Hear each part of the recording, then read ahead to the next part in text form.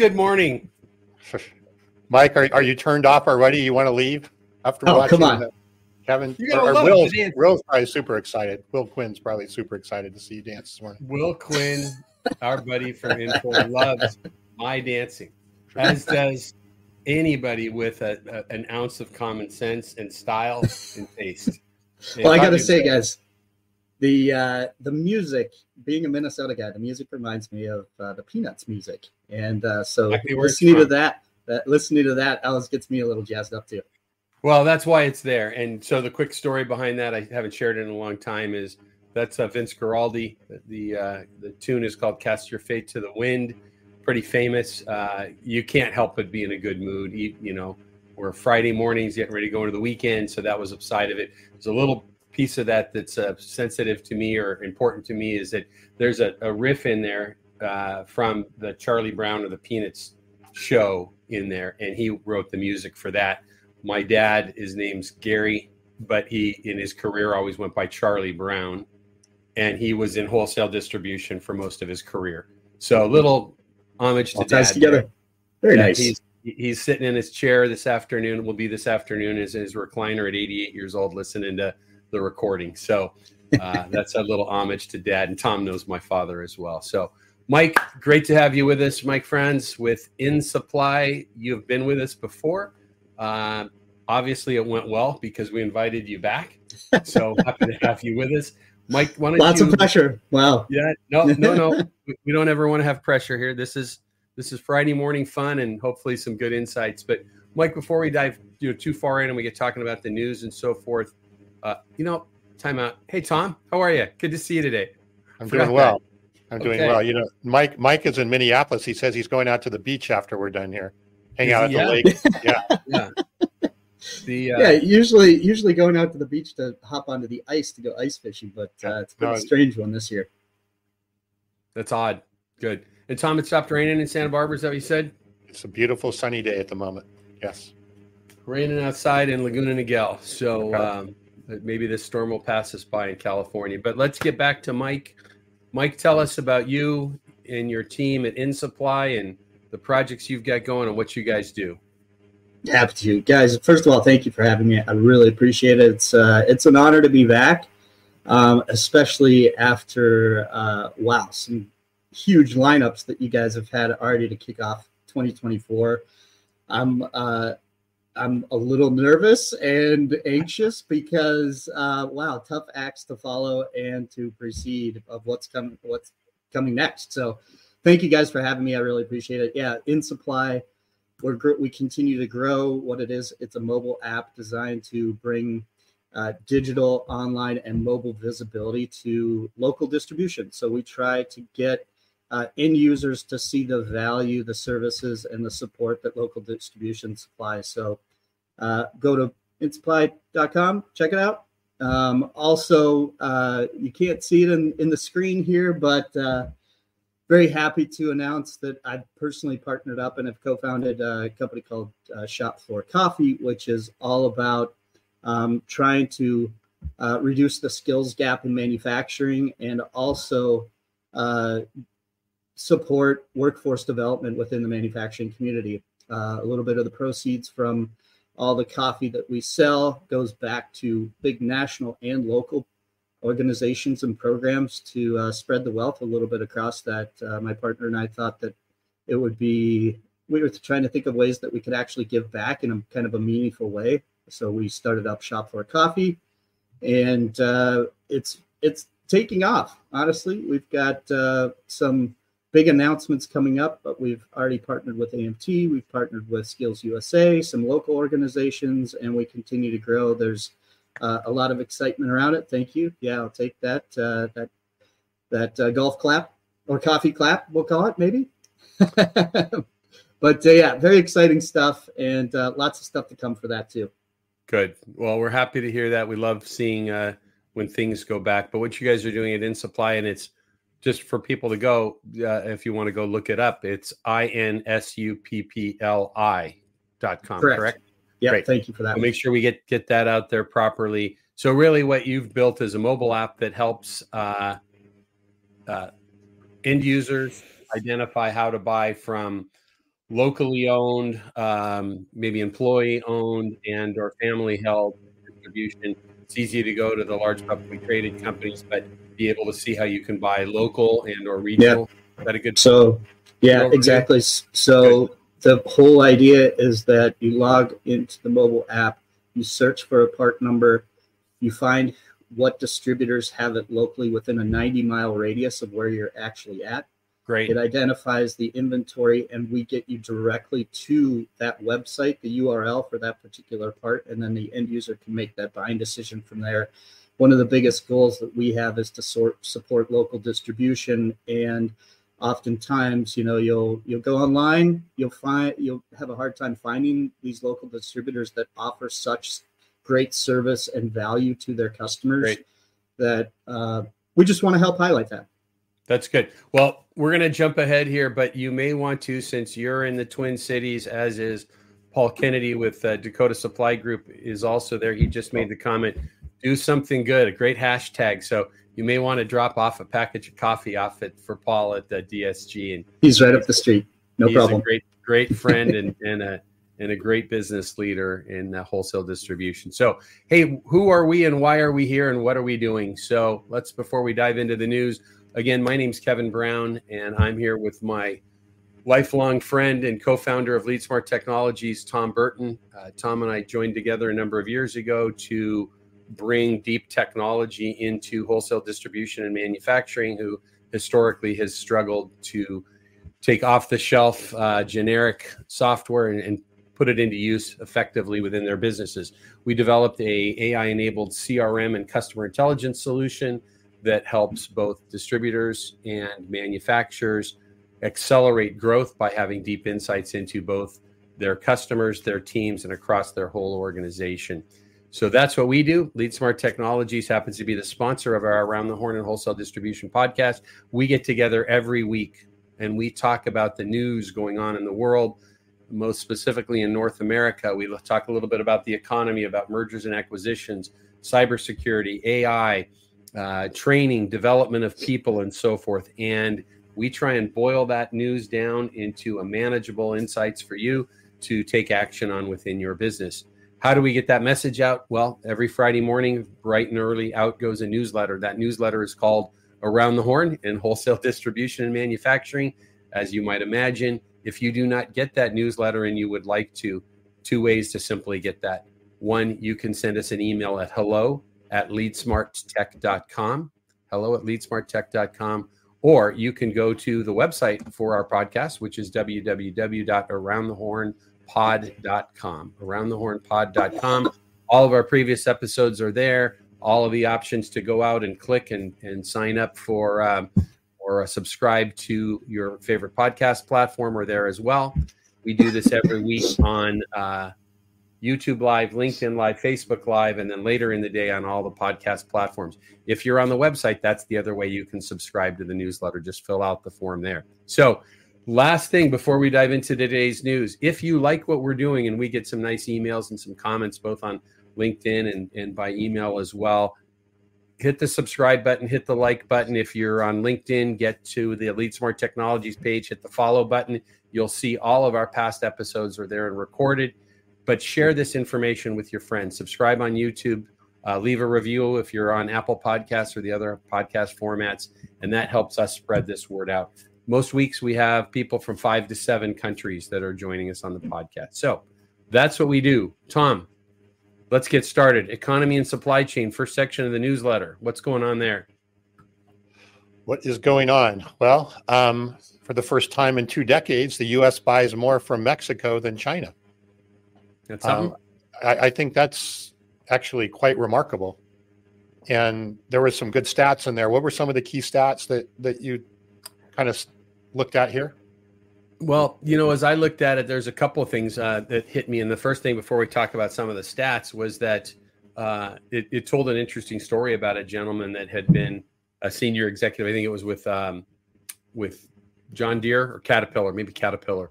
But he saw a number of years ago this opportunity that this could be happening, bringing, we talk a lot here on the podcast about onshoring and nearshoring and so forth. And he saw the vision to that and kind of stepped away from that role and started working and putting together. The first thing he did is he worked with, interestingly enough, a Chinese manufacturer that wanted to start doing more work here in North America. And with that, he partnered with a Chinese manufacturer and built a $52 million manufacturing plant in Mexico. We're seeing more and more of that happening on a consistent basis.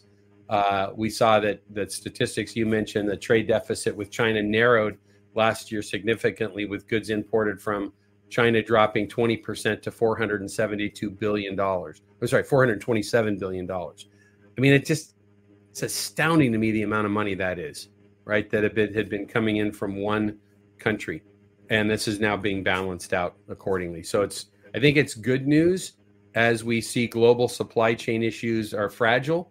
Another article that we'll talk briefly about in a little bit mentions a little bit about that fragility, but I think it's something to pay close attention to. I think it's good news for the U.S. and what we do here. Don't think it's very good news for China. So I think we touched on China last week about the fact that their economy is definitely down, and it's current. Right. I mean, the trend is not going back in the other direction. So, well, when you look at the tensions, right? Washington and Beijing are kind of little pushing and shoving a little bit already, right? And then you look at what China's threat to Taiwan is, and then you look at the manufacturing impact, specifically to chips and so forth, as we talk about semiconductors and so forth, that Taiwanese implication brings. And then you look at the fact that if you're in Europe right now, and you look at the Suez Canal issue, everything's coming from China going through the Suez Canal to get to Europe.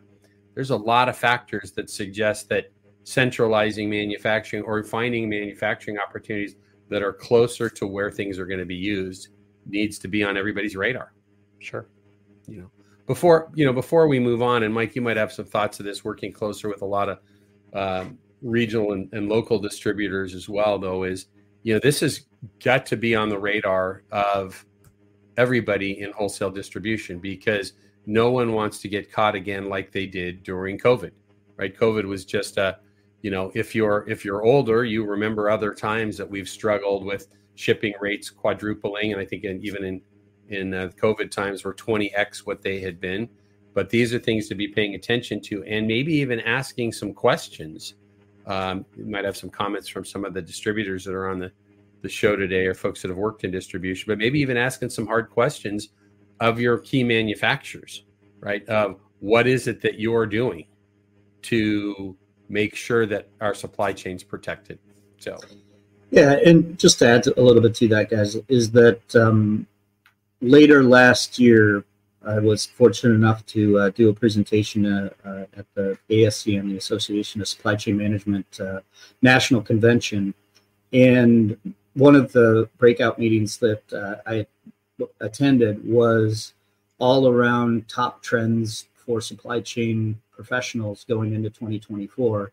And reshoring and onshoring was within the top 5. There were other, obviously, ones that we'll dig a little bit deeper into even today, but that was top of mind. So understanding that they don't want to get caught with, I don't want to say get caught in a bad spot like they did with COVID. So everybody is focused on finding alternative suppliers, local suppliers, closer suppliers, trusted suppliers they can rely on, other than going overseas.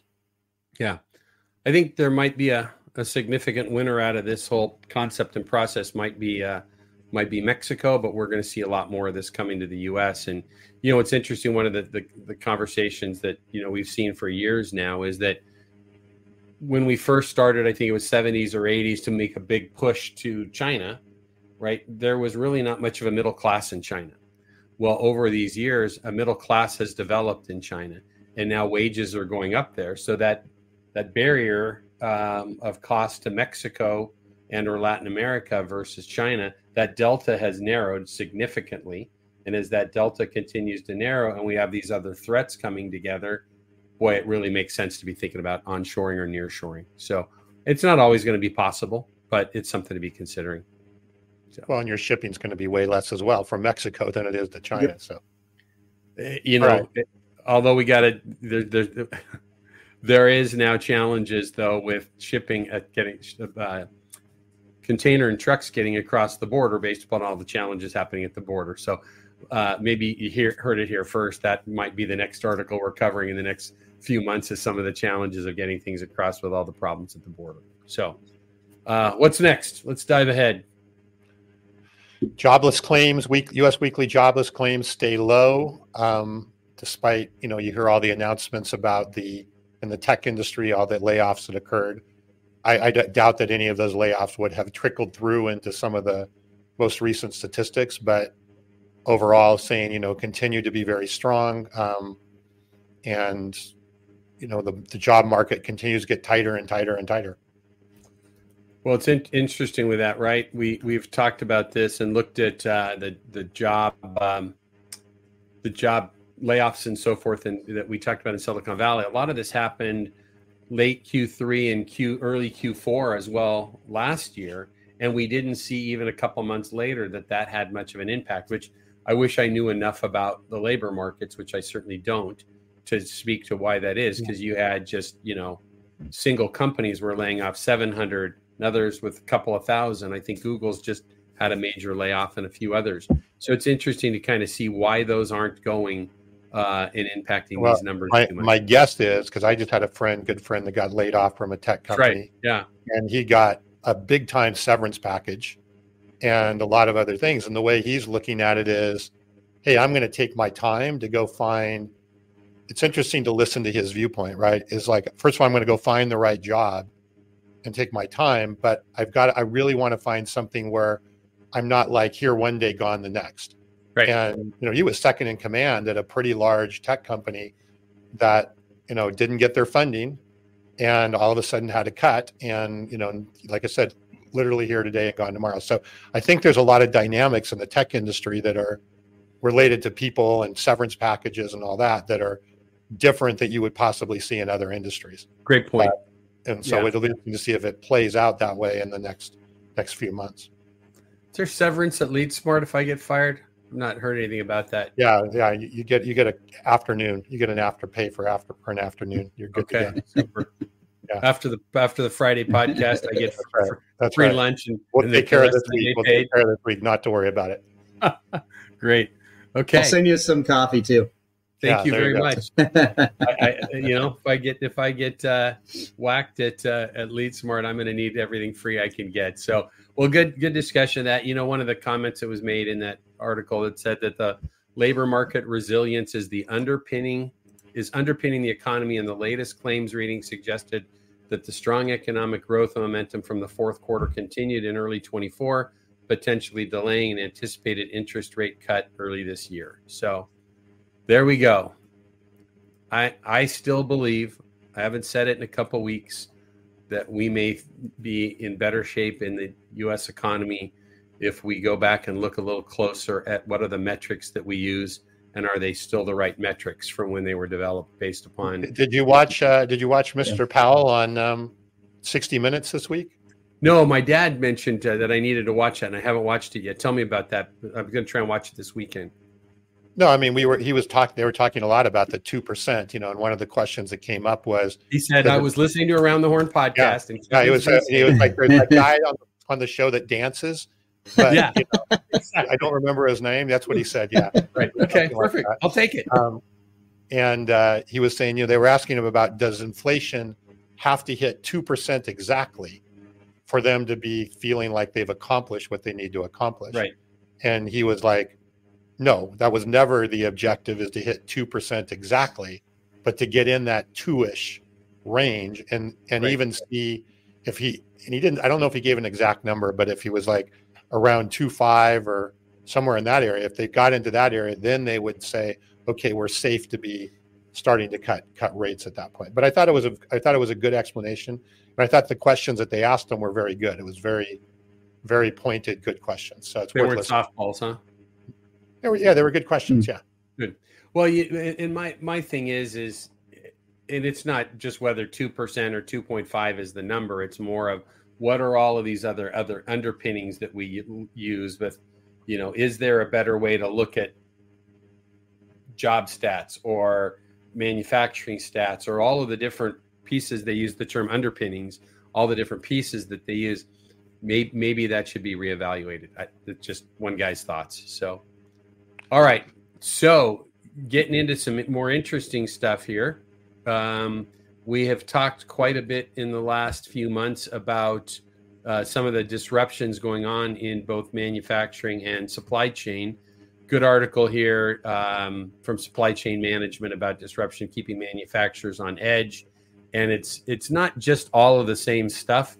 They shared some pretty good statistics about raw materials and commodities. If you get a chance to look at this article, probably well worth. Again, it's called Disruptions Keep Manufacturers on Edge. And from Supply Chain, what was that again? Supply Chain Management magazine. So I don't know if either of you had any thoughts to add, but there's they talked about, not to expect the challenges of what we saw as the pandemic hit, which was kind of a perfect storm of some other challenges going on in the world and the pandemic hitting, where factories were closing down. It's a little different, right? Factories aren't closed right now, but shipping lanes are, and and so forth. So it's interesting that the way that they went about this. Yeah, I mean, a clog and friction is a clog and friction, right? Regardless of what it's coming from. I thought it was good, and Mike, interested in your take a little bit here, but talking about the importance of investing in technology and new strategies. And we don't talk a lot about that. We talk a lot about technologies, but especially now with AI, and especially even what we do with LeadSmart, you've got to rethink your strategies and your processes at the same time as you're looking at technology. One of the things that I find myself doing more and more as we work with companies is helping them understand that as they adopt the technology, you shouldn't be doing the same things necessarily that you were doing strategically or procedurally to take advantage of that technology. So I thought that was a good point as well. Mike, do you have any take on that? Yeah. And to your point, Tom, in what I'm seeing and trying to understand is what are the most important things in this particular case? What are the most important things, technology speaking, for distributors, and how are they finding out about these things? Do you guys see that distributors have teams set up for this to understand all the new tech that's coming into the market? Do they fully understand what is available? In this particular article, I know they mentioned that the importance of visibility and efficiency, and there's tools out there that help with supply chain visibility and efficiency gains, but I'm not sure if there's a focus on understanding what that technology looks like, or if how do you find it? Where do you get it? How do you gain knowledge about it? Does it make sense to look into it even? And I'm wondering what you guys are seeing when it comes to that. You're pretty tied to a lot of different distributors, so I'm curious to what's your take on that. I think it's a great point, Tom. I'll dive in on that first, if you don't mind. To Tom's point, right, is going in and moving forward with technology and having the same mindset as we've always had can be problematic. I think, Tom, it's probably been a long time since there's been a new customer that's come on using our technology from LeadSmart that hasn't modified or adopted or adjusted at least the revenue side, some processes and procedures that they have, and systems and so forth.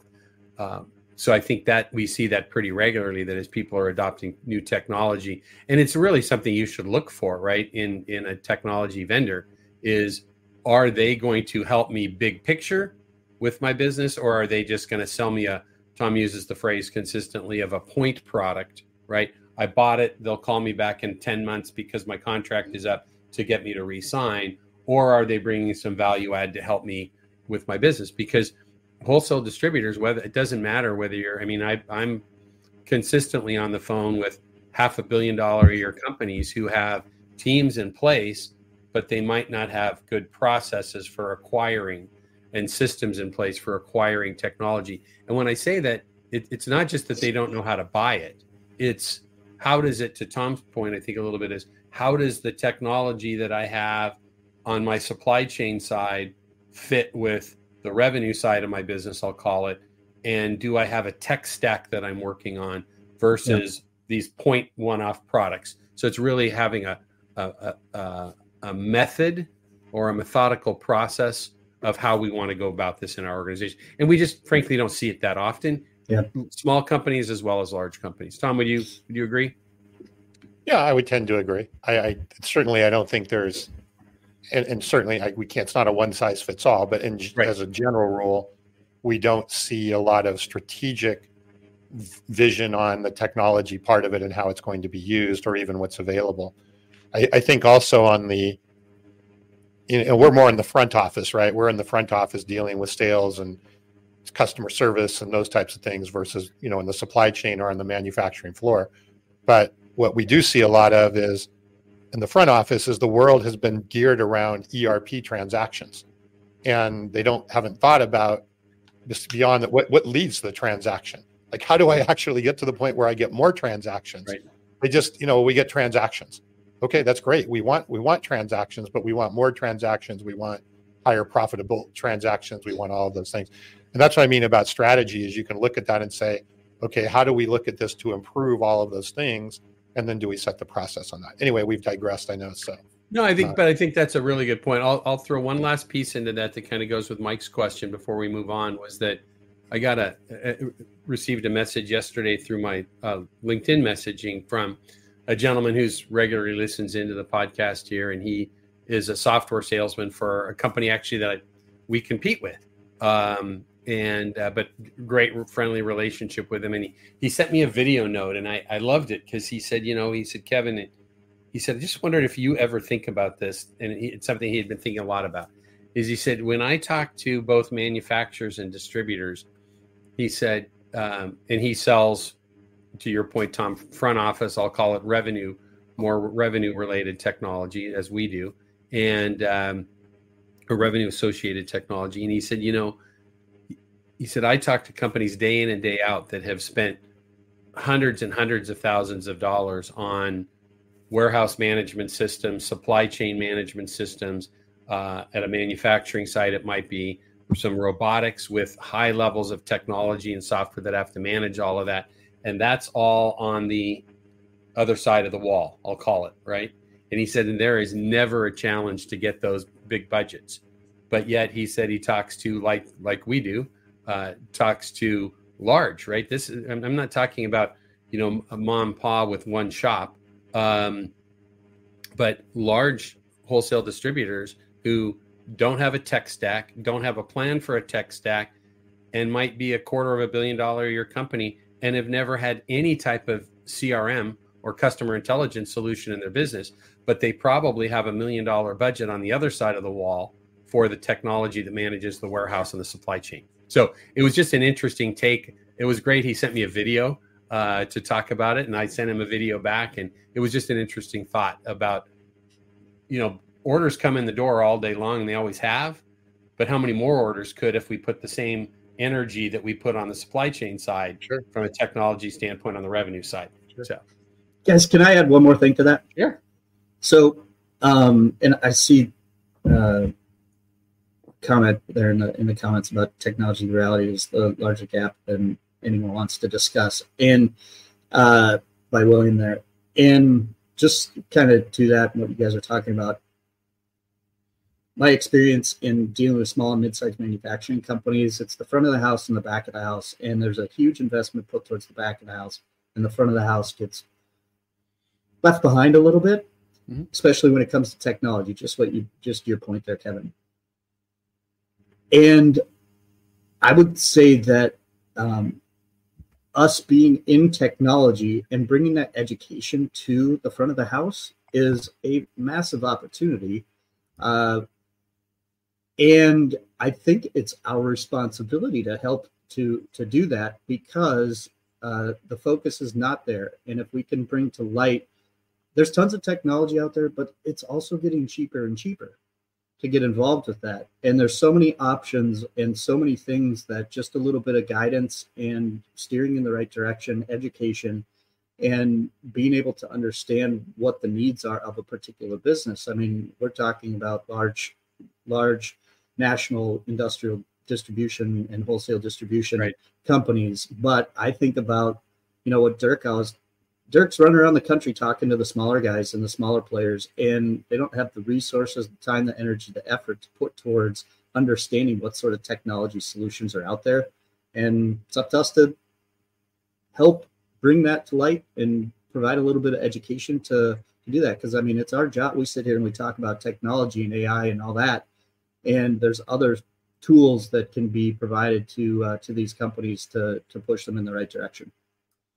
I think those are great thoughts. Thanks, Mike, for that insight. You were referencing to our mutual friend Dirk Beveridge with his We Supply America tour that he does every summer. I know he's gearing up for the 4th one right now. He'll be back with us, I think, before he heads out on that, and then we'll likely have him on while he's traveling. So to dive ahead, there's some good articles we want to jump into. But again, if you are listening on the podcast versus on our live Friday morning broadcast, you are not seeing the screen that everyone else is. And on that screen is the Around the Horn and Wholesale Distribution newsletter. So if you're listening, not hearing, we're talking about a series of articles that we've brought together throughout the week and curated that we thought would be interesting for the world of wholesale distribution and manufacturing. We do that every Friday morning live at 9 a.m. Pacific on LinkedIn Live, YouTube Live, Facebook Live. The editors take that, and later in the day, it goes on all the popular podcast formats. If you're listening in and would like to get that newsletter, simple way to get it is send us an email at hello@leadsmarttech.com, or the website for the podcast is www.aroundthehornpod.com, and you can get signed up for the newsletter there as well. So whichever one of those works, we're happy to do that. So Tom, we're jumping into the section of our newsletter called Manufacturing and Distribution. We won't spend a lot of time on this, but there's some stats in there and some interesting things from an MDM Baird. The MD Modern Distribution Management came together. The Baird Group did some ongoing research that they do multiple times per year, and they talked a little bit about the outlook for 2024. I love a comment they made in here. It said, the strong revenue rebound years in 2021 and 22, and the air leaked out of the tires throughout 2023. Great comment. I think that was from Tom Gale there. So if you didn't get a chance to read this, just jump onto the MDM, Modern Distribution Management website, and that article will be there. You guys have any thoughts on this? And it's kind of some interesting data points. No, I think it's just worth reading. I think it's a good article, well worth reading, some good statistics in there, all of that. A lot of the same sort of, things that we've been talking about sort of the confusion of the economy and what's happening and all the different things that are there. But I do think it's well worth looking at. Yeah. One of my takeaways was interesting is we talk so often with, our audience tends to be folks in building materials, HVAC, plumbing, pipe valve fitting, electrical, industrial safety, and so forth, but the whole lot of segments within wholesale distribution. And this talked about that the growth possibility. They looked at strong being in MRO, safety, cutting tool distributors, but that they had big growth in 2023 that was seen was landscape supplies, pool and spa, and waterworks, along with OEM fasteners, datacom, safety, and general industrial. So nice jump there and expecting more. So let's hope that the second half of the year, and I think a lot of what we're seeing is the discussion about the second half of the year is going to be strong, which is, we're coming up on the middle of February already. So let's look for what happens with that, and we'll keep talking about it here each week. So interesting article as we jump into our e-commerce and marketing segment from Digital Commerce 360 was this article, B2B e-commerce laps U.S. business sales. That's got to be tough to swallow for some folks that aren't embracing digital, don't you think? Well, what they said in the article is that, in general, B2B was pretty flat, right? The overall sales were flat, but the e-commerce sales were up, I believe, 17%. 17% is exactly right. Over that same period. And then they have that little chart here, which a little eye chart here, if you can read this, but it had a whole bunch of different statistics about, the different months and the different channels and all that kind of stuff in there. I still, we've talked about this before. I would love to have a little bit more understanding of what people consider to be a true e-commerce transaction. Maybe when we get Brian back on again, we can chat about this a bit more. Because in the customers that we work with, I see a lot of omni-channel, right? Where Yep. people may request, go online, they may request a quote, they may do some shopping online, then they purchase actually through a PO or through a more manual process. So I wonder often how much this is influence versus actual transaction. Yep. But either way, the bottom line is right, the technology is driving and facilitating the way people want to buy, and clearly at a much higher rate than the more traditional sales channels. Yeah. So I think go ahead, Mike. Finish your thought, please, Kevin. I want to hear what you have to say, because I'm going to shift gears a little bit, and I think you're responding to Tom there. So go ahead. Yeah, no, just to bring up something that we're personally working on. So we're working with Texas A&M on a capstone project right now to understand a little bit more around the buyer behavior. So we call it gray data. So we collect data between the end user that is actually going to distribution to their websites to try to understand what that I hate the word journey, but I'll use it in this case. So sure. The buying journey of how an end user is acting to make those digital purchases or e-commerce purchases. And the data that we're collecting is, I think, going to be a great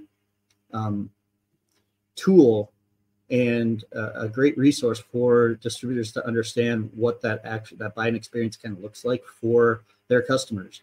Yep. And Tom, to your point, how does that really impact what is that experience, what does the true B2B online buying experience look like? I think to me, it's not so much the actual buying experience, but it's before that. Where does it start? How are people looking for things? What's their go-to as an end user? And, we've talked with Ian Heller and the team over at DSG as far as what their statistics are showing. Mm-hmm. And they've been saying this forever. Everybody the numbers, I don't have the exact stats, but it's something like 70% of people go online first to research and to start their buying journey or experience. And we know that trend, we understand it, and it's just a matter of how do we kind of capture some of that data to make that experience better for the end user, which will ultimately impact the distributors as well. I think that's well said, Mike. And Ian has commented over and over again. I've heard this on with DSG, and I've heard it other places as well. But the challenge is if you're a wholesale distributor and you're venturing into e-commerce, is one, we don't do a good job of tracking that omni-channel journey, right? I'm going to make a little plug for something here in a moment as well, but we don't do that, and so we use I call it veiled or false statistics on the impact of our e-commerce on the business, because somebody might quickly look at that and say, well, we only did X amount of dollars, but our return on investment is, this number, and we spent this was a bad investment, because we can't see that, oftentimes in marketing these days we're using, because of, so-called dark social and things like that, we're using self-attribution. We need to figure that out within e-commerce, right? Because there's so much more to that transaction. And the article here says that business buyers today use anywhere between 3 and 10 channels to research, negotiate, and purchase goods and services from sellers. They can include online e-commerce and apps, B2B marketplaces, e-procurement, and offline, including branches and manual orders entered by a sales rep. Tom's talked about this forever. He talks about it in his book, The Revenue Zone, right? The buyer's habits are changing. We know from research now that 60+%, I think it is, of B2B buyers are millennials, and they are going to choose how they're going to buy. And we need to meet them there, right? And so this e-commerce piece is interesting. So, Tom, any other thoughts on that? No, I think that's good. Again, another article worth definitely digging into. Well, I'm going to go back before we jump ahead, and we'll just spend a moment on this next e-commerce related article, right? Is one of the biggest challenges that wholesale distributors are seeing is they've got a whole ecosystem over here related to e-commerce, and they've got the bigger part of their business between branch sales and phone sales and inside sales and outside sales, and none of those things are connecting well.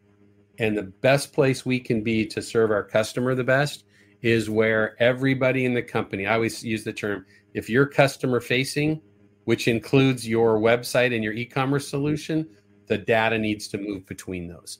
And some companies are doing a good job of that. Most aren't. My quick little plug for our sponsor and the company Tom and I work for, we'll be making a very large announcement next week about a global partnership where we bring e-commerce data together right into where we visualize data, which in the right setting is always going to be through your CRM. So excited to announce that next week. We'll be publishing that while we're attending Affiliated Distributors e-commerce and marketing summit. All right. So Grainger sees stronger sales ahead for its online businesses as well. As next article, that's also from Digital Commerce 360. So, you know, I'll throw my first couple of 2 cents out for this, and then I have some comments before we close on it. But people talk all the time right now about Amazon Business, started as Amazon Supply.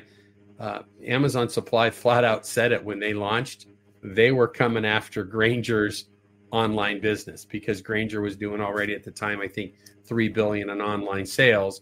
And Grainger just continues to see that is a bigger part of their business, as is almost all of the big national players. So, can I add something there? You can add anything you'd like, my friend. No, that article is very interesting because one of the business units is overseas, and they're contributing quite a bit to that number. That's right. Which is good. But then also the Zorro factors in there as well, which is their online marketplace, which contributes to that too. Yep. Which they announced that they added something to the effect of now they're up to 13 million part numbers within their system, which is a hefty amount. So I mean, you can go on these platforms and pretty much buy whatever you need. That said, yes, that's growing, but there's also a huge need for people out on the street. I mean, I'll reference the ASCM event that I went to and conference earlier too, where a huge sentiment was based on that. Okay, we can go online and find what we need and make that purchase, but we still need experts out in the field to come and provide those solutions to us. So it's not, I mean, we always talk kind of about doom and gloom of the salesperson within distribution. What's that going to look like moving forward? But there is buyers want that experience, that digital buying experience when necessary. But then there's times, especially in the markets that we serve, that expertise and that knowledge and that service that is provided by the distributors and their sales teams that's not going away.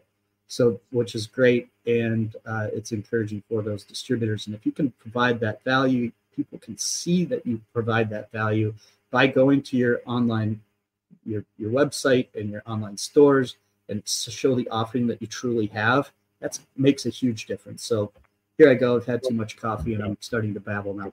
No, that's good. Appreciate it. Well, and the value is, even in my opinion, is you get more technology and you get more channels and you have more buying ways that you can research and more ways you can buy.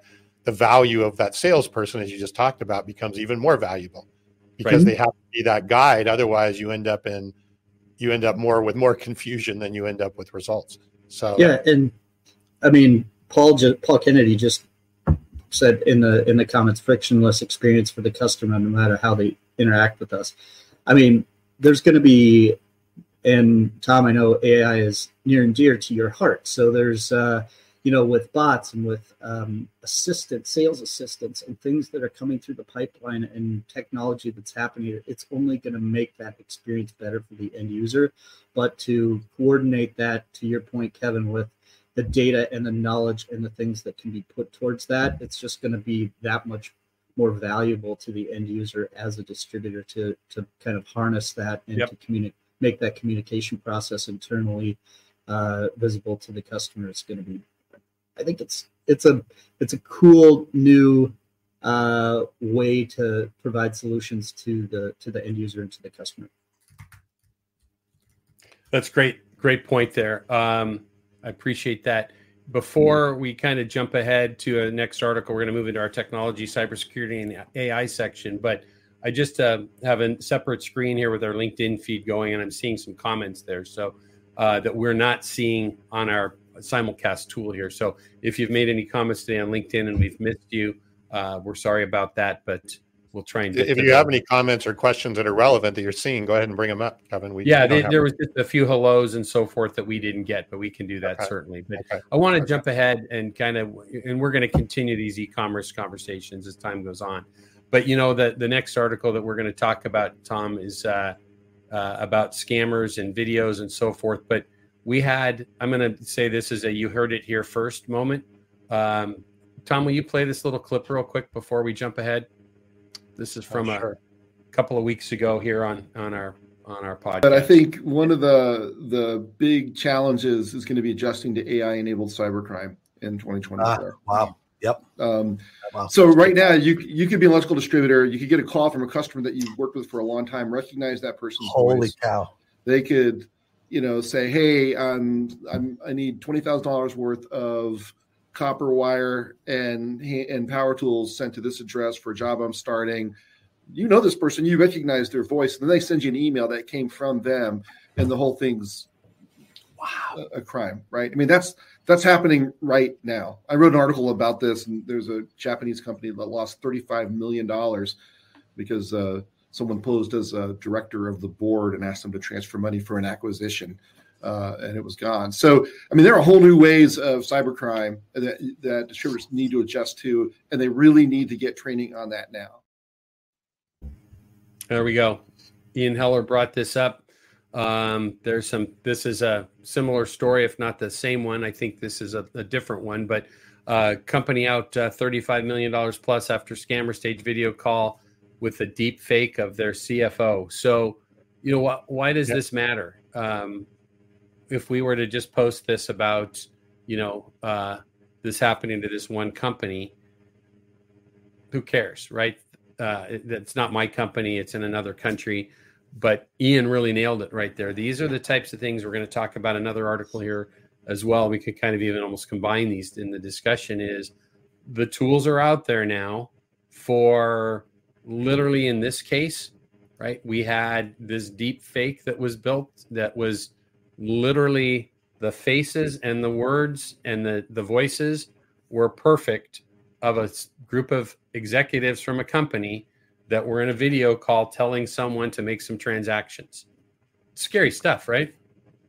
Yeah, no, I believe it from what I in the article, and it's quite an intricate process they went through. Yeah.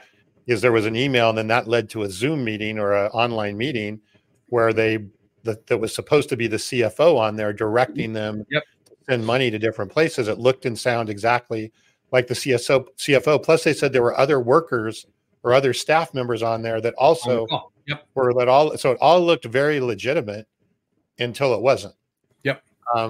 And yeah, I do think, unfortunately, this is one of the scary things, in the personal world, right? You hear a lot, make sure you have a code word. Like if you get a phone call from your child or your family member or whatever. Oh, great point. And you're not sure, have that code word. Like, make sure that you have as a family or as friends and family, you have a code that you can do. I think that there's ways to also incorporate that into some of these things in business as well, right? You could simply ask a question that the only way that it would know is if you got into those things. I don't think that's certainly the full solution to it, but there are things that I think immediately we need to start preparing for, because unfortunately for the criminals of the world, this is too good to be true at this point, in terms of what's possible. Good point. Hey, Tom, hang on for 1 second. Yes, you got it? Okay, good. Apparently I just got word we actually had enough of Mike's voice and video that we've actually just acquired a controlling interest of InSupply.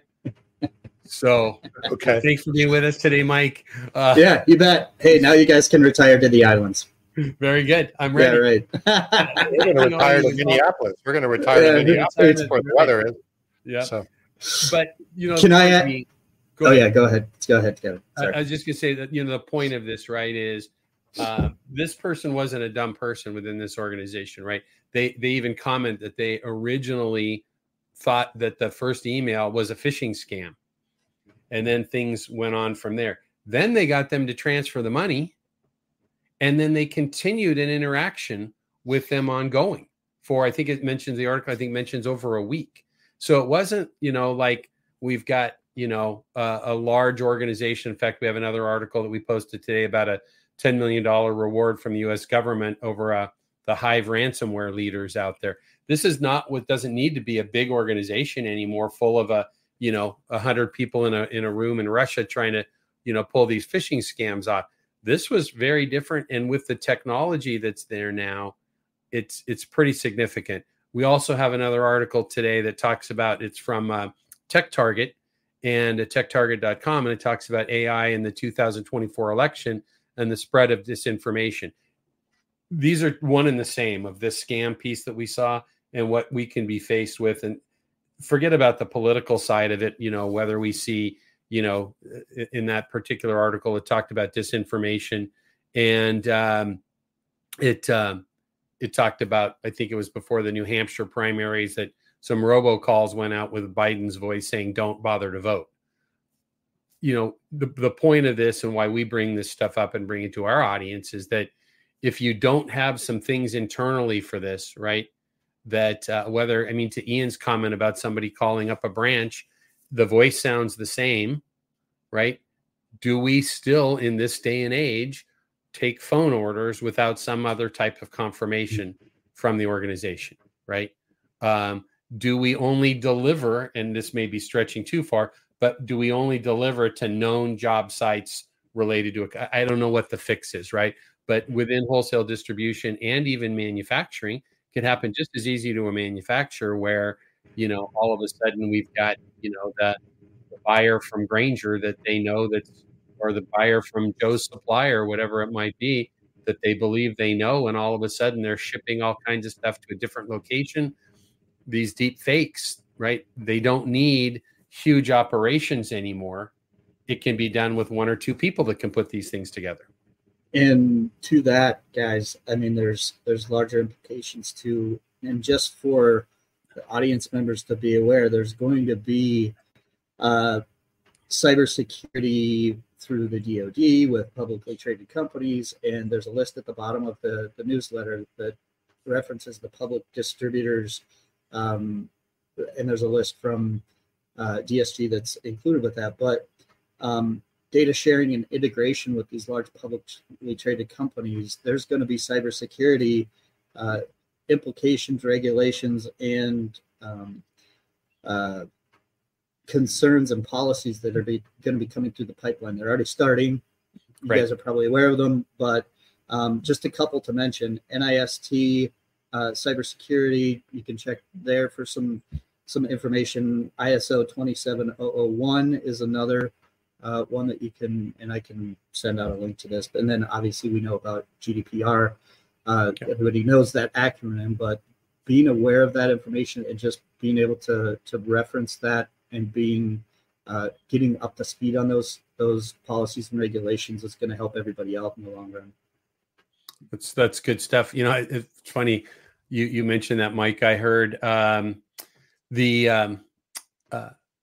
saw a meme, I think it was, and it was talking about GDPR and all kinds of cybersecurity and so forth, and email security. And it said, remember the day when somebody used to put a 4-inch thick book on your doorstep that had everybody in town's name, address, and phone number in a book that they gave you for free?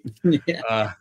So I kind of got a chuckle out of that. But point being, right, takeaway is, if you're in wholesale distribution and manufacturing, be thinking with your teams, right? Because most companies don't have a chief security officer and so forth in their IT departments, but be thinking about, what do we do internally to protect ourselves against this? Because this stuff, it's just going to be more and more prolific.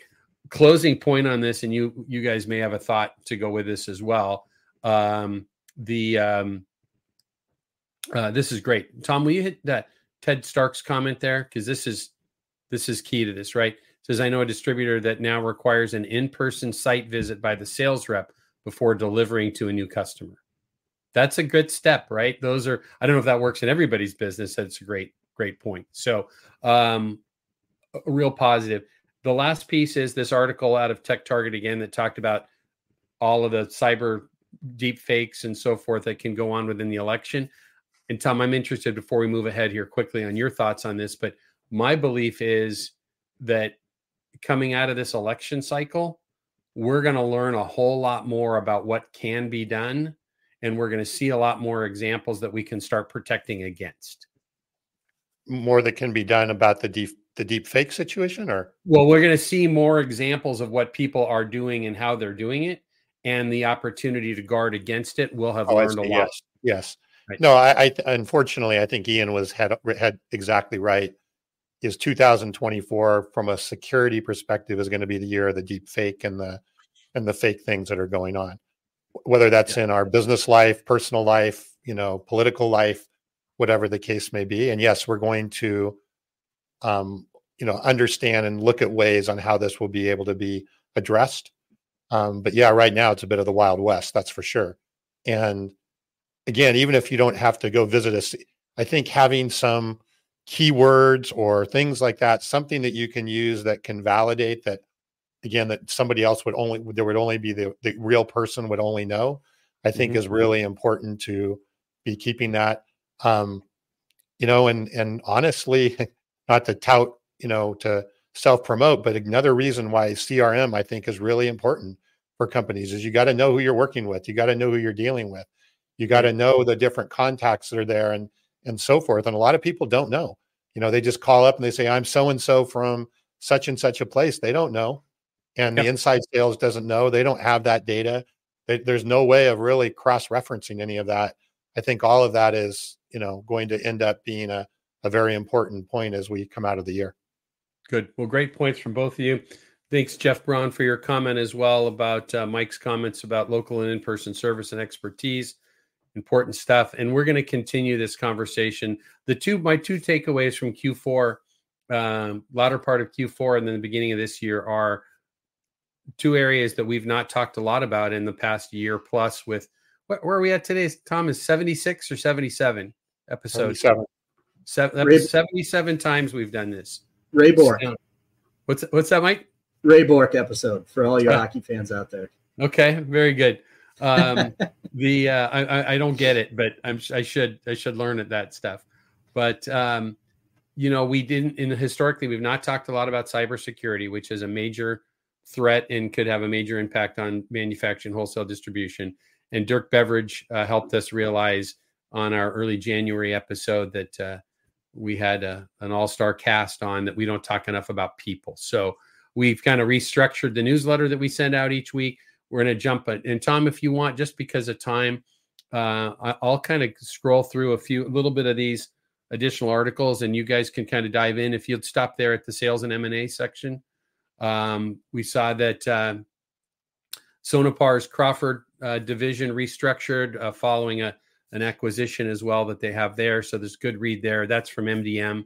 But one of the things I wanted to hit on, and it's a great piece, and it's from a number of years ago from Forbes. I added it into the sales and M&A section this week. It's called the 12 Essential Steps of Win-Win Negotiations.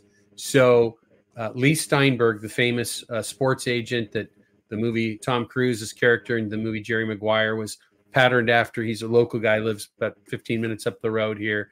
Lee wrote a book called Negotiating with Integrity.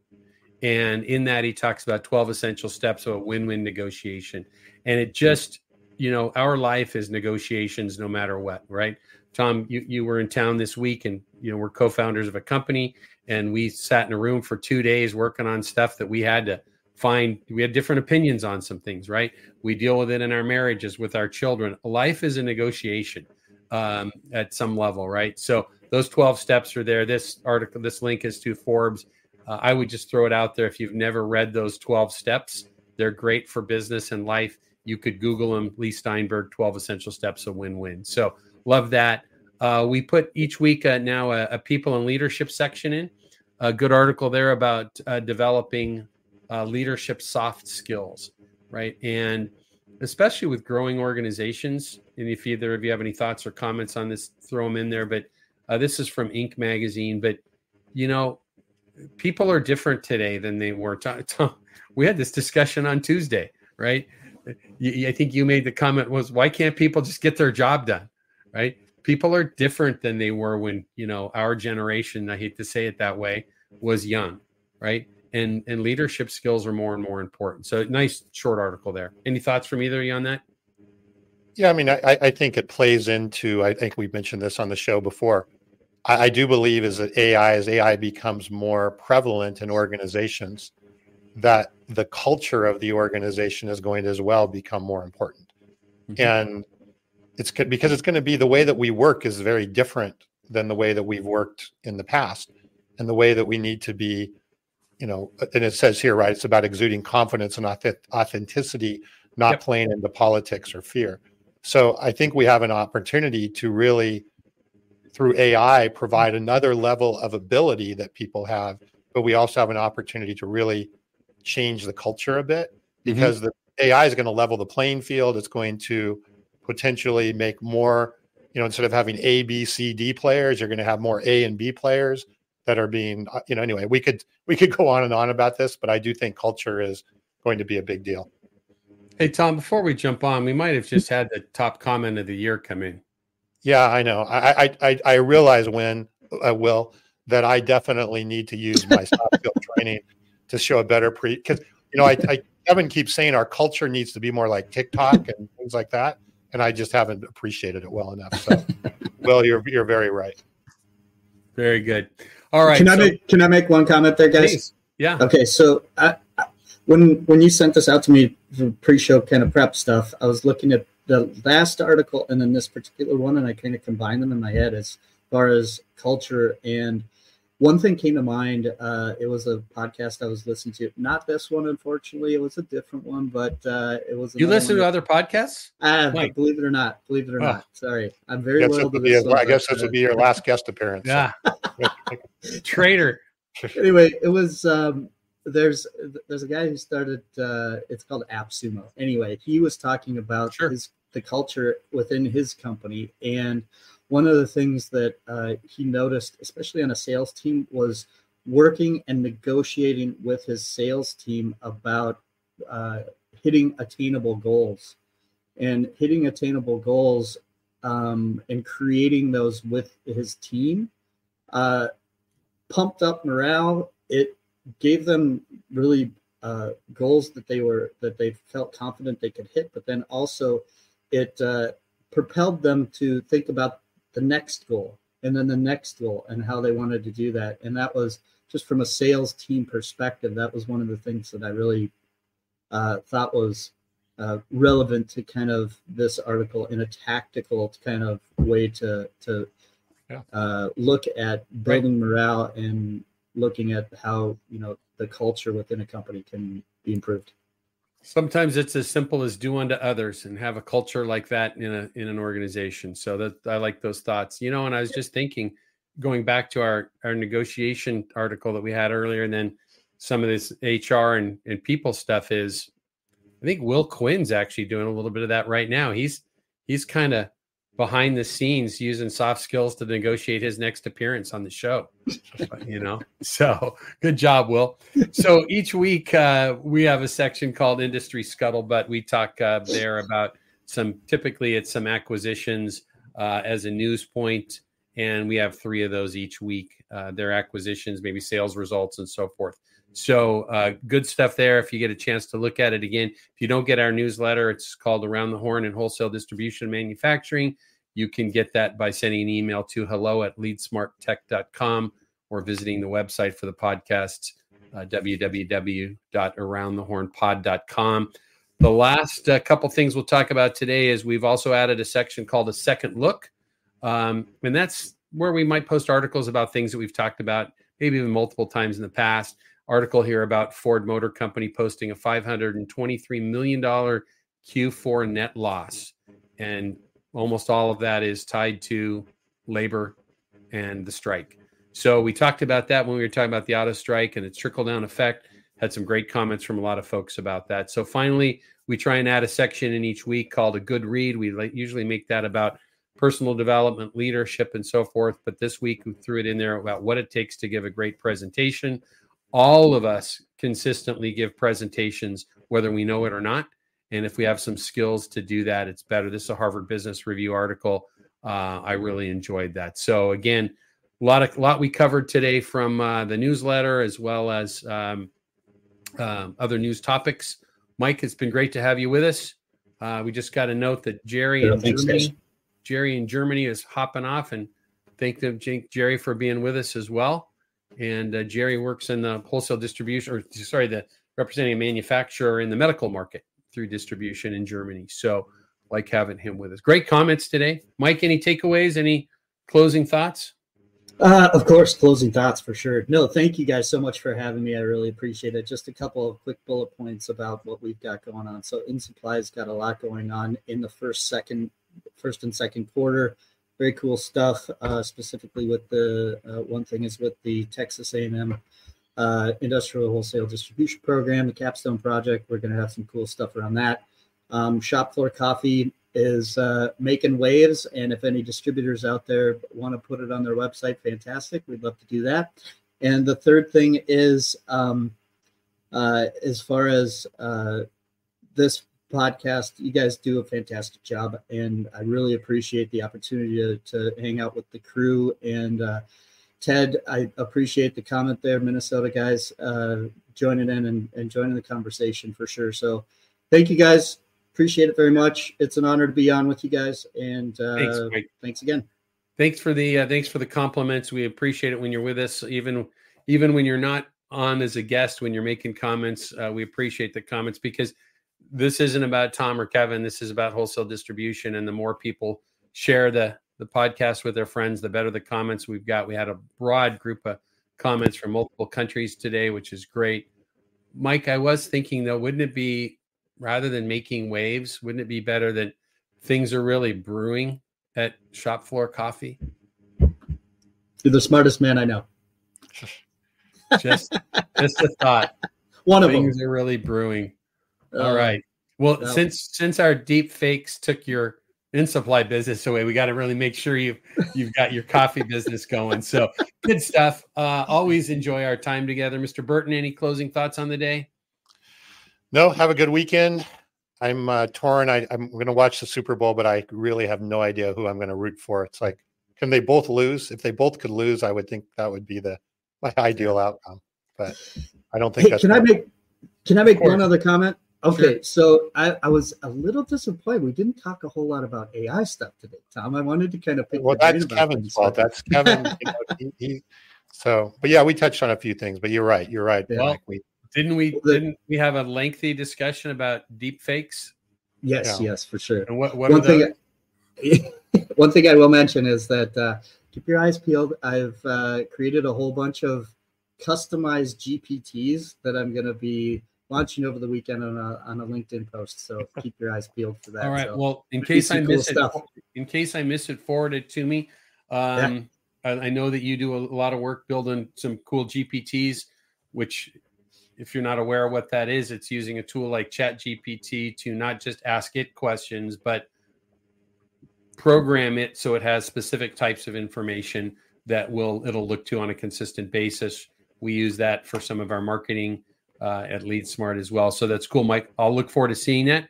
I was going to mention is if you follow me or we're connected on LinkedIn, if not, you can just look for me, Kevin Brown, on LinkedIn. I reposted a post from a friend of mine, Sean Dubravac, this morning. And Sean is a futurist. He's the former chief economist at the Consumer Technology Association, formerly CEA, that sponsors CES. Sean's going to be on the program with us later in the year, but he gave a heads up about some of the Super Bowl ads that will be about AI. So there's, I think, 4 of them. So I reposted Sean's post this morning about that. You may want to take a look at that. All of a sudden, there might be a reason to watch the Super Bowl for me. So that's it. Let's call it a day. We'll wrap this up. Mike, thank you again. Tom, my dear friend and and colleague, thank you for everything. Everybody that joins us each week, we appreciate you. If you weren't coming back, we wouldn't be doing this. From Tom Burton, Kevin Brown, and Mike Franz, we'll wish everyone a happy weekend, a safe weekend, and please be kind to others. Thank you. Thanks, everyone.